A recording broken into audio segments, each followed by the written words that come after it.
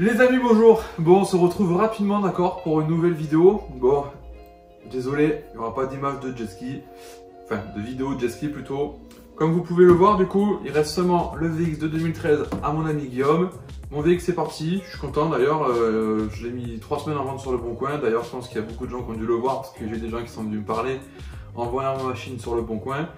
Donc comme je vous disais, je suis content, elle est partie relativement vite. Ça m'a fait bizarre, parce que c'est ma première machine, donc ça m'a fait un petit peu bizarre de la vendre. Si j'aurais pu la garder, bien sûr, je l'aurais fait, hein. Mais bon, malheureusement, je suis pas Rothschild. Donc du coup, cette vidéo, en réalité, je vais vous parler, j'avais envie de vous parler justement et de vous partager ça.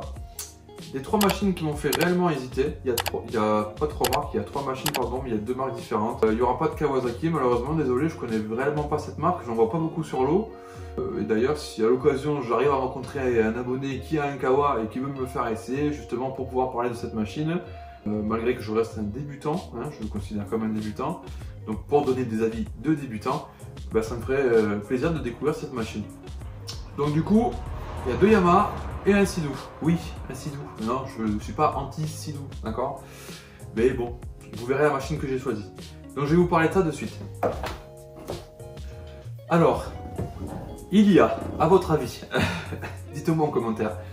Alors en fait, bien sûr, il y a encore comme je vous ai dit, du Yamaha et un Sidou. Donc du coup, il y a le Yamaha FX HO Cruiser 2021. Il y a le Yamaha VX HO Cruiser 2021. Et il y a également le Sidou GTX 230 2021. Qui lui m'a bien attiré en termes de prix, hein. On est sur un prix aux alentours de 16 000 € avec remorque comprise en fonction des concessionnaires où vous allez aller.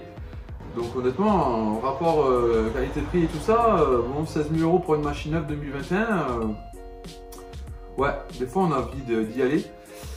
Mais je vous dirai si j'ai choisi cette machine ou non. Par rapport à bien sûr Yamaha ou le VX et le FX en HO 180, vous êtes aux alentours de 19 500 à 20 000 €. Donc forcément, c'est pas le même prix. Même qualité, j'ai pas envie de lancer des débats là-dessus, mais j'aime bien les finitions de chez Yamaha, même si, oui, Sidou, c'est très joli esthétiquement, ils innovent beaucoup, après Yamaha, ça innove un petit peu moins, j'ai l'impression, mais bon, il faut de la concurrence, il n'y a que comme ça que justement les machines vont progresser et évoluer rapidement. Donc pour tout vous dire, pourquoi ces 3 machines qui m'ont relativement fait hésiter, par rapport à mon VX, d'accord, moi c'était un VX classique, enfin c'était un VX Cruiser, d'accord, TR1 115 chevaux, mais je n'avais pas de trim, donc le trim c'est pour corriger l'inclinaison de votre jet ski en fonction de l'état de la mer. Voilà, j'avais pas tout ça, j'avais pas de colonne de direction réglable, enfin voilà. Même si le VX HO 2021 n'a pas de colonne de direction réglable également, mais le FX et le GTX, ils l'ont. Donc du coup, je voulais absolument une machine, donc déjà ça peut vous donner des indices. Je voulais absolument une machine où je peux régler la colonne de direction par rapport à ma taille, et je voulais absolument le trim aussi, d'accord? Parce que bon, le VX, c'est super bien, c'est super joueur. Au bout d'un moment, quand vous êtes à 2, parce que j'aimerais pouvoir naviguer plus souvent avec ma femme et lui en faire profiter plus souvent, j'aurais voulu vraiment avoir une meilleure, comment dire, un meilleur confort en mer. Je vais donc vous dire un petit peu les points forts et les défauts que j'ai pu entendre sur ces machines-là. Moi, je suis complètement transparent, je vous dis ce que j'ai entendu et ce qui m'a fait prendre ma décision, même si je vous le dirai pas réellement la décision que j'ai prise et la machine que j'ai commandée, qui devrait arriver sous peu. On va commencer par le FX HO, donc 180 de 2021, en modèle cruiser. Waouh, franchement, j'adore la couleur Yamaha, bleu et blanc, enfin fond. Là-dessus, il n'y a pas photo, j'adore. Même l'esthétique et tout, moi j'aime beaucoup. Beaucoup n'aiment pas l'esthétique de Yamaha, mais moi j'aime beaucoup, j'aime bien les formes arrondis qu'ils ont gardés et tout ça. La coque, oui. La coque, tout le monde me parle de la coque, attention, hein, en plus c'est une Nano XL2, donc encore plus légère. Donc c'est vrai que là-dessus je me suis quand même bien renseigné auprès de mon concessionnaire et tout pour prendre justement des avis aussi hein, auprès d'eux. Donc sur cette machine là, pour moi le plus gros point faible on va dire la coque. Après moi j'avais une coque Nano XL1 sur mon VX, je n'ai jamais eu un souci parce qu'il faut savoir qu'une coque ça s'entretient. Enfin pour moi en tout cas ça s'entretient. C'est comme la mécanique, vous entretenez votre coque chaque année. Vous avez des griffures. Vous réglez votre coque de temps de profondeur, vous attendez pas. Tous les ans, vous la faites réviser, vous faites entretenir votre coque. En tout cas, moi, c'est ce qui a été fait sur mon VX chaque année. Donc, elle était nickel. Donc après, voilà, je veux pas savoir comment les gens cassent des coques Yamaha. Mais bon, pour le moment, moi, j'ai jamais eu un souci sur les coques nano. J'ai également des connaissances, notamment Aurélie, qui fait de la compétition avec son SVHO, une coque nano également. Et elle n'a pas cassé sa coque, ok? Donc bon, pour le moment, si je lance une petite blague, tout ce que j'ai vu en mer emmerder, c'est des Sidou. Allez-y, déchaînez-vous en commentaire. Non, allez, sérieusement.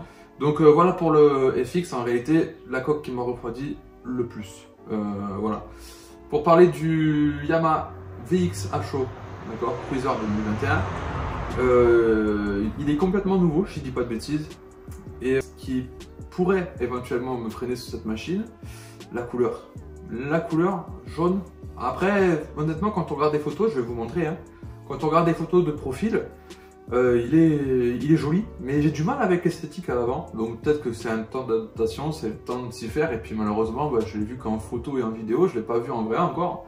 Autant quand je vais le voir en vrai, je vais craquer dessus, je sais pas. Mais j'ai du mal avec la face avant, l'esthétique qu'ils lui ont donné.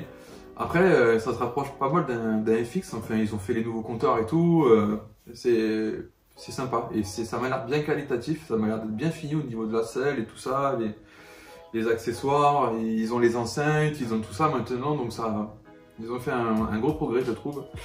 Donc sur cette machine là, ce qui aurait pu éventuellement me freiner, c'est la couleur et un petit peu la face esthétique avant.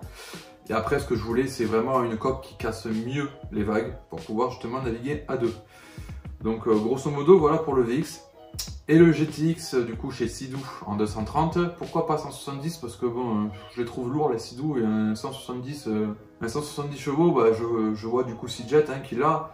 En rapport poids-puissance, bon ça marche bien, hein, mais ça m'a pas l'air non plus fameux quoi. Enfin, je dis pas, hein, je dénigre pas la machine à Morad, du coup Seajet. Je dénigre pas sa machine, au contraire, j'adore. Mais c'est pour moi, je compare ça à pas un bateau, mais c'est super confortable quoi. C'est d'un confort, c'est hallucinant. Après voilà, c'est une machine de randonnée. Donc pas 170 chevaux en partant chez Sidou, plutôt du coup le 230, d'accord, qui est compressé. Bah, rien que le rapport qualité-prix, hein, 16 000 € à peu près avec la remorque, c'est waouh aussi, pareil. Hein. C'est attractif, très attractif. Sur cette machine, qu'est-ce que j'aurais à dire? Bon, rien, j'aime bien, c'est joli tout ça. Après, malheureusement, ben, je vous dis pas que peut-être que j'ai choisi cette machine, hein, je vous dis pas. Mais juste, si je m'arrête l'expérience que j'ai pu vivre avec tous ceux qui naviguent en Sidou, généralement, je vais toujours avoir des problèmes un jour ou l'autre. Et attention sur des machines récentes. Donc bon, je sais pas trop, je suis sceptique. Mais bon, moi je m'arrête pas à ça, d'accord? Moi je m'arrête qu'à ma propre expérience, c'est-à-dire je veux la machine chez moi, je navigue 100 heures, 200 heures, 300 heures, et je vois si j'ai des problèmes. Moi je me fie qu'à ma propre expérience, voilà, c'est tout. Donc je suis pas en train de dénigrer Sidou ou quoi que ce soit. Non, chez Sidou après par contre, bah, y a tout. On peut régler les guidons, on a un super beau coffre, moi qui aime faire des vidéos pour embarquer du matériel. On a un très beau coffre, c'est bien foutu. Après, bon, ce qui m'embête, c'est que chez Sidou actuellement, ça fait 3 années d'affilée qu'ils sortent la même machine avec le même coloris, quoi. Surtout sur le GTX 170, donc au bout d'un moment, j'ai envie de leur dire, innover un peu, quoi. Enfin, changer les couleurs surtout.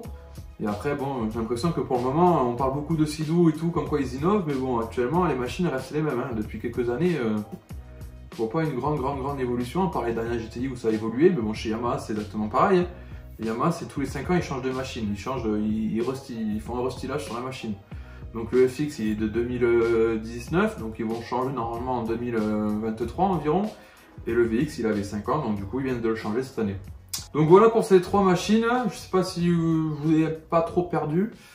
Grosso modo, voilà, moi je veux plus de confort, une coque plus grosse pour casser la mer, pouvoir régler mon guidon et avoir le trim. Et notamment rester aux alentours de 180-200 chevaux. Après, un SVHO, pourquoi pas. Vous verrez ça en vidéo, je vous en ai pas forcément parlé du SVHO parce que ça reste pareil qu'un FX, sauf que vous avez un moteur compressé de 250 chevaux. La consommation ne va pas être la même et la taxe non plus. Prochainement, d'accord, il y a une vidéo qui va arriver. Cette fois-ci, je ne vais pas rater la livraison de ma machine. Je vais vous filmer tout ça, pas forcément en live, mais bon, moi je vais vous filmer tout ça sur le moment et j'essaierai de vous rediffuser ça très rapidement. De vous faire partager du coup la réception de sa propre machine. Hein. C'est toujours un merveilleux moment, moi je trouve. Et puis justement, petit à petit, du coup, je vous ferai découvrir cette machine-là que j'aurais choisie. Et puis en espérant que je vous déçoive pas. Donc après, peu importe la marque, honnêtement, moi je me régale avec n'importe quelle machine. Après, moi j'ai goûté qu'à des machines neuves, mais vous me passez un VX de 2013, moi je m'éclate avec. Hein. Je suis un grand enfant, hein. Franchement. Moi, vous me passez n'importe quelle machine, je me régalerai avec. Mais bon, on a tous des préférences. Il y en a qui ont des préférences pour Cedo, il y en a qui ont des préférences pour Yamaha. Voilà, c'est tout. On s'en fout de la dernière marque, on s'en fout complètement. Le principal, le plus important, c'est le plaisir qu'on prend sur l'eau. Et de partager tout ça surtout. Moi, c'est le partage avant tout. Donc, je vous dis à bientôt pour la prochaine vidéo. Je vous tiens au courant de la livraison de la machine. Normalement, grand maximum début mars. Après, n'hésitez pas en commentaire justement à me dire sur quelle machine j'aurais pu partir réellement, sur la commande, parce que la commande est déjà faite, hein, ça y est, elle est réservée. Je vous laisse à vos pronostics, vous me dites tout ça, et puis on se dit à bientôt. Salut!